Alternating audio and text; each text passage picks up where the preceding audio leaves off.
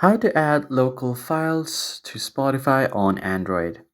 What's up everyone? This tutorial, I'm going to show you guys how you can easily add local files to Spotify.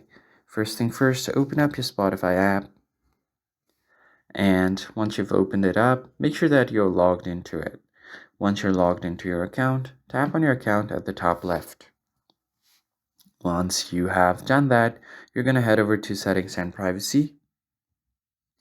And once you land on settings page, you need to go ahead and find the device option. So go ahead and click on apps and devices. And once that is done, you just scroll down and find the other device option.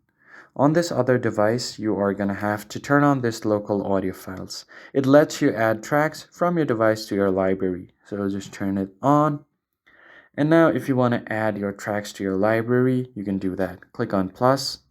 Now from here you can click on playlist or blend.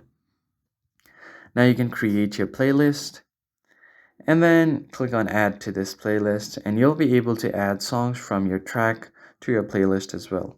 So that's pretty much it. I hope this tutorial was helpful to you guys. I'll see you on the next one.